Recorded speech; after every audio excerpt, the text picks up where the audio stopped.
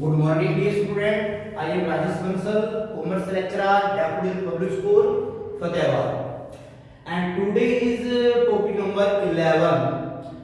तो बेटा जब मैंने टॉपिक नंबर 10 आपको शुरू करवाया था तो एक नया टॉपिक, एक नया चैप्टर हमने शुरू किया था अकाउंटिंग इक्वेशन। और उस वीडियो के अंदर मैंने दो न्यूमेरिकल आपको करवाए थे। क्लियर है? तो आज भी मैं आपको अकाउंटिंग इक्वेशन का टॉपिक आगे कैरी कर रहा हूं। अकाउंटिंग इक्वेशन के टॉपिक के ऊपर अपने 4 वीडियो बनेगी, 4 टॉपिक बनेंगे और 2 चैप्टर हमारे अच्छे से कंप्लीट हो जाएंगे। तो आज का टॉपिक नंबर 11 स्टार्ट करते हैं। ये स्टेटमेंट है डियर स्टूडेंट, मैंने स्टेटमेंट यहाँ पे बॉटम में राइट की हुई है ताकि कई बच्चों के पास अभी तक बुक्स नहीं होगी तो आपको दिक्कत ना आए, आपको ये पता चले कि हम कर क्या रहे हैं। तो ये स्टेटमेंट है, यहाँ पे सोल्यूशन होगा। फर्स्ट पॉइंट जैसे मैं सोल्व करूंगा ऐसे रख कर दूंगा। क्लियर? तो अकाउंटिंग इक्वेशन आप लोगों ने बनानी है। तो अकाउंटिंग इक्वेशन कैसे बनाएंगे? देखिए, आप अकाउंटिंग इक्वेशन को आपने ड्रा करना है। तो सबसे पहले यहाँ पे टाइटल आप लोग क्या दोगे? Accounting equation.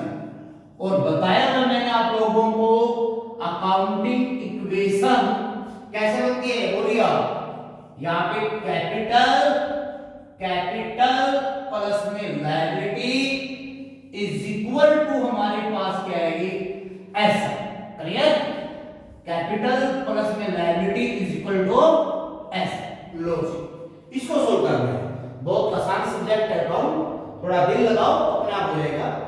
Starting business with cash ₹50, 50,000 रुपए हमने कैश लगाया एंड गुड्स ₹20 और 20,000 रुपए का हमने गुड्स माल स्टॉक लगाया, बिजनेस स्टार्ट किया। एक बात बताओ, आपने बिजनेस के अंदर कैश कितना इंट्रोड्यूस किया? 50,000। क्लियर? गुड्स आपने कितना लगाया? 20,000। यहां पे गुड्स लिखो, स्टॉक लिखो, दोनों ठीक है, आपकी मर्जी। टोटल कितना हुआ? 70। तो यहाँ पे कैपिटल के अंदर 70 डाल दो। क्या किसी बैंक से लोन लिया? नो। क्या किसी फ्रेंड से पैसे उधारे लिए? नो। तो लायबिलिटी बेटे हम क्या करेंगे? 0। क्लियर? याद है जब मैंने आपको कैपिटल की डेफिनेशन करवाई थी, मैंने आपको बोला था कैपिटल का मतलब सिर्फ कैश नहीं होता। कैपिटल में भी in the form of cash, capital में भी in the form of stock, capital में भी in the form of any other asset. देख लीजिए आप, कैश कितना लगाया? 50, गुड्स कितना लगाया? 20, दोनों का टोटल 70 क्या बन गया? कैपिटल। First point clear? तो ये पॉइंट बेटा जी मैं यहां से रख कर देता हूं। तो आज का फर्स्ट पॉइंट अपना ये clear. Point number 7, both goods for cash 15,000 रुपए का नगद माल आपने खरीदा। नगद माल कितना है? आगे पॉइंट नंबर 3 दीजिए, पहले इसको सोल्व करो। दोबारा देखिए, बोथ गुड्स फॉर कैश 15,000 रुपए का नगद माल खरीदा। तो स्टॉक के अंदर आप कितना ऐड करोगे? 15। कैश आएगा, कैश में से क्या करोगे? माइनस ये आएगा बेटा 35। इनका टोटल कितना आएगा? 35। तो बेटा जी इसके ऊपर तो कोई इफेक्ट होगा नहीं। कैपिटल 70, लायबिलिटी की वैल्यू क्या है? 0।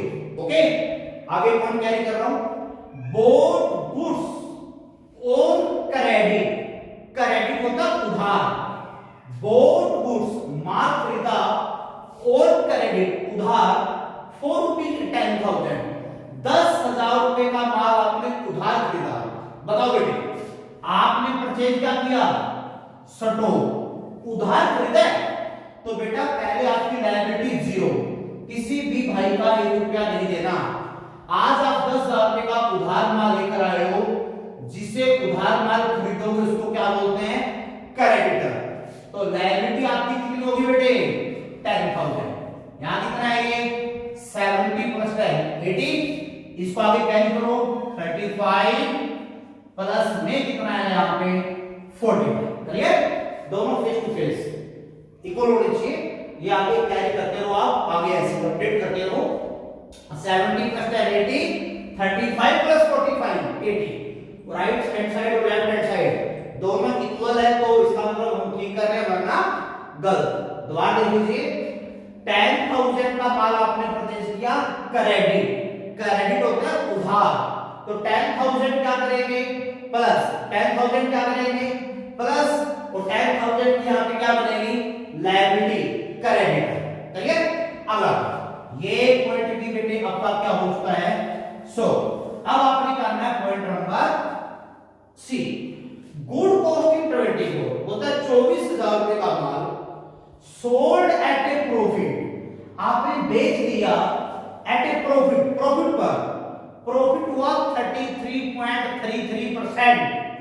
क्लियर। एक बात बताओ, कभी भी आपको ये चीज मिले ना ऐसे फ्रिक्शन के अंदर 33.33% बोलते हैं इसको, तो इसका मतलब बेटे 100 रुपए का थर्ड पार्ट, ये मतलब हुआ 33.33 का मतलब 100 रुपए का तीसरा हिस्सा।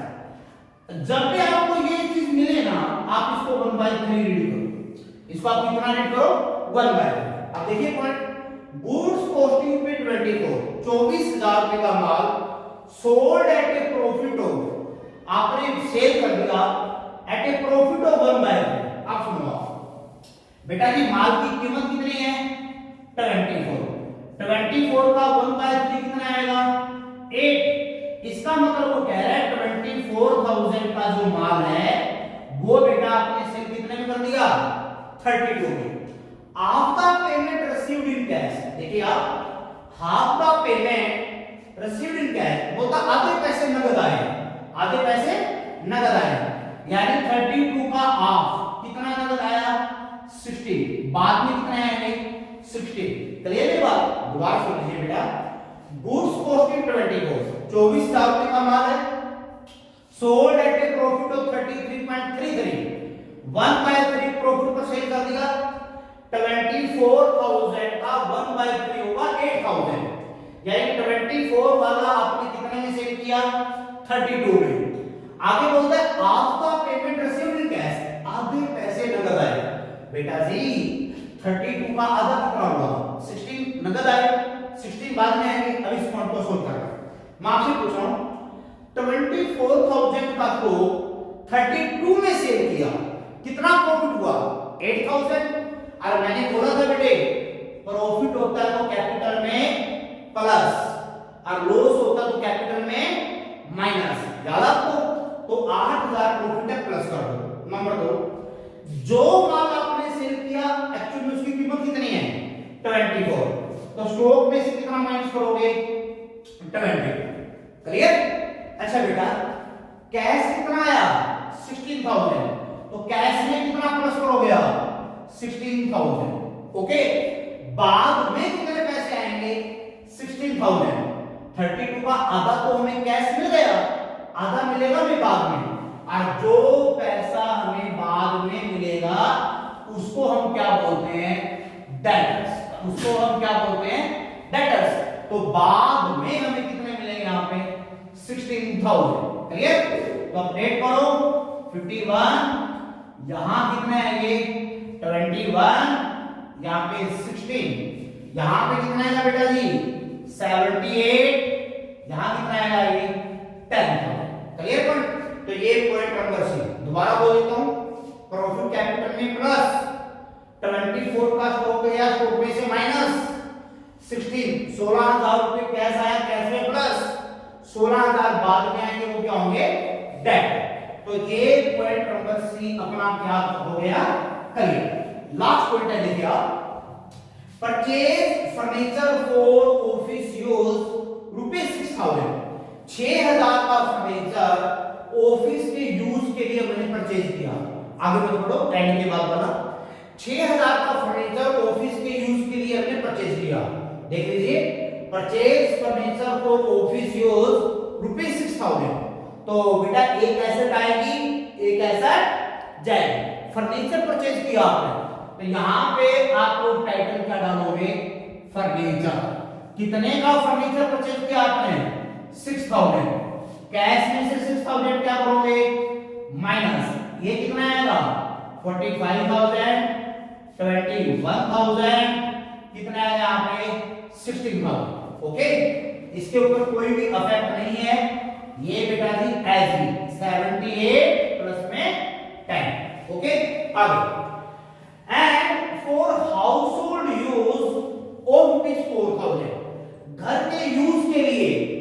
हाउस होल्ड यूज, घर के यूज के लिए आपने कितना फर्नीचर लिया, 4000 रुपए का फर्नीचर आपने परचेज किया। बेटा जी प्राइवेट पेमेंट हो, प्राइवेट यूज हो, डोमेस्टिक यूज हो, हाउस होल्ड यूज हो, उसको बोलते हैं ड्रॉइंग्स। क्या बोलते हैं उसको? ड्रॉइंग्स। याद रखो ड्रॉइंग जब भी आएगा कैपिटल और कैश दोनों में से क्या करेंगे? माइनस।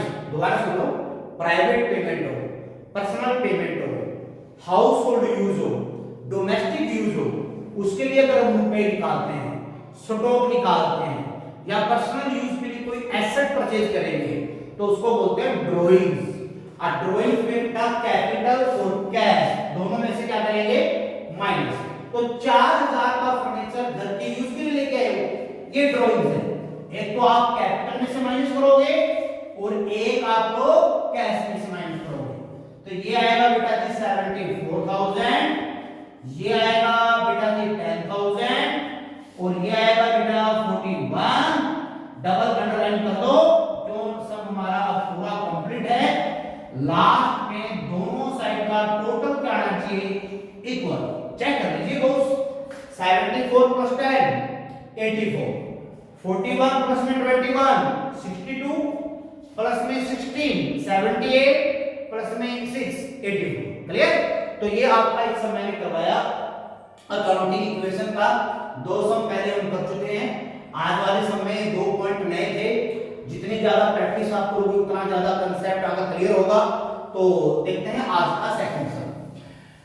तो capital plus liability is equal to asset. ये बार-बार मैं आपको बोल रहा हूं, ये अकाउंट का एक बहुत ही इंपॉर्टेंट फैक्ट है। जब तक आप कॉमर्स में होगे ये चीज आपको बार-बार देखने को मिलेगी। क्लियर? तो एक सम और मैं आपको करवा रहा हूं, ध्यान से करना। पहले स्टेटमेंट राइट कर रहा हूं। स्टेटमेंट मैं इसलिए राइट कर रहा हूं कि हो सकता है कि बच्चों के पास बुक्स ना हो, तो प्लीज मैं बार-बार बोलता हूं बुक्स ले लीजिए आप। तो आज का सेकंड क्वेश्चन देखिए, क्वेश्चन नंबर सेकंड बहुत सिंपल है। तो यहां पे लिखा हुआ है हमारे पास, देखिए ए कॉमर्स बिजनेस, ए ने बेटा जी बिजनेस स्टार्ट किया और 1 अप्रैल 2011 with A capital of rupees 5 lakh, with A capital of rupees 5 lakh. 5 lakh रुपए इसने पैसा लगा के बिजनेस स्टार्ट किया। 5 लाख रुपए, 5 लाख पैसा नहीं, 5 लाख रुपए लगा के बिजनेस स्टार्ट किया। On 31st March 2012, his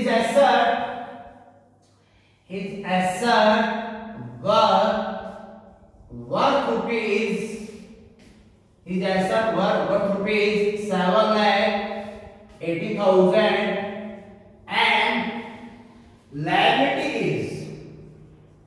and liability is rupees 70,000. Clear? Find out is closing capital, ये लिखा हुआ है। Find out is closing capital and profit, ये स्टेटमेंट है। भी आपने क्लोजिंग कैपिटल निकालनी है और आपने क्या निकालना है? प्रॉफिट। क्लियर? तो ये क्वेश्चन आपका आज का है, बहुत इजी है। पहले जो न्यूमेरिकल थी उनसे बहुत आसान है। अगर आपका कोई डाउट हो, कोई क्वेरी है, तो आप लोग अपनी क्वेरी, अपना डाउट ले लीजिए। आपके ग्रुप के अंदर 1-2 बच्चे ऐसे हैं जो कई बार क्वेरी लेते हैं, बड़ा अच्छा लगता है। क्वेरी वही बच्चा देगा जो घर पे समझ के करेगा, अच्छे से करेगा। तो आपके ग्रुप के अंदर 35 स्टूडेंट हैं, उनमें से 3 या 4 बच्चे ऐसे हैं जो बार-बार क्वेरी लेते हैं, हर बार क्वेरी लेते हैं। जब तक टॉपिक क्लियर नहीं होता वो एक्सेप्ट ही नहीं करते। तो बड़ी खुशी होती है ऐसे बच्चों को देखकर। तो स्टेटमेंट है बेटा, इस स्टेटमेंट में देखिए आपका सेशन कब शुरू हुआ? 1 अप्रैल 2011। सेशन आपका कंप्लीट कब होगा? 31 मार्च 2012। ये फाइनेंशियल ईयर है, बार-बार बताऊंगा आपको, ये फाइनेंशियल ईयर है। 1 अप्रैल 2011 को सेशन शुरू हुआ, 31 मार्च 2012 को सेशन अपना क्या हो गया, कम गया। क्लियर? तो अब देखिए आप इसका सॉल्यूशन करते बेटे, इसका आंसर क्या आएगा। याद आपको मैंने फर्स्ट वीडियो से आपको बताया था एसेट इक्वल टू क्या होती है, कैपिटल प्लस लायबिलिटी। और मैंने बड़े गौर से आपको बताई थी बात भी, जो आप लोग कैपिटल प्लस लायबिलिटी नोट करते हो ना, ये जो कैपिटल यहाँ पे मैंने लिखा है कैपिटल, ये कैपिटल कौन सी कैपिटल है, क्लोजिंग। याद आपको मैंने बोली था आपको, तो asset equal to closing capital plus liability. ऐसा भी बोल सकते हो आप, closing asset equal to closing capital plus closing liability, ऐसा बोल सकते हो आप। अगर इतनी बात याद है तो प्रॉफिट को कैलकुलेट करने का बिल्कुल वेरी फर्स्ट फॉर्मूला भी आपको याद होगा, क्लोजिंग कैपिटल माइनस में अपने पास क्या थी यहाँ पे, opening capital. Closing capital minus में क्या थी, ओपनिंग कैपिटल। क्लोजिंग में से ओपनिंग को लेस करेंगे क्या आएगा, प्रॉफिट। देखिए एक कॉमर्स बिजनेस ऑन 1 अप्रैल 2011, ए ने 1 अप्रैल 2011 को बिजनेस शुरू किया with A capital of 5 lakh. बेटा जी ओपनिंग डेट पे जो कैपिटल है उसको हम क्या बोलते हैं, ओपनिंग कैपिटल 5 लाख है। आगे on 31 March 2012 his asset were worth ₹780। Asset की वैल्यू कितनी है, 7,80,000 एंड लायबिलिटी इज ₹70। लायबिलिटी की वैल्यू कितनी है, 70,000। तो आप देख लो सम का स्टैंडर्ड क्या है।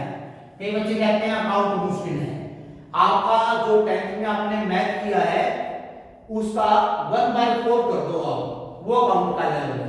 अकाउंट में सिर्फ पैसे का हिसाब किताब रखना है। तो कई बच्चे कहते हैं सर अकाउंट मुश्किल है इसलिए मैं आर्ट्स ले रहा हूं। कुछ तो मुश्किल करो तभी लाइफ के अंदर करियर बनेगा।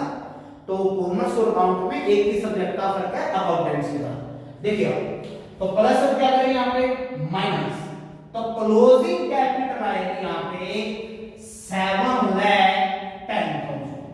ये क्लोजिंग कैपिटल है 7,10,000। 5 लाख माइनस कर दो, यहाँ कितना आएगा, 2,10,000। तो ये अपने पास क्या आएगा, प्रॉफिट। ये जो अपने पास है क्या है, प्रॉफिट। क्लियर बेटा?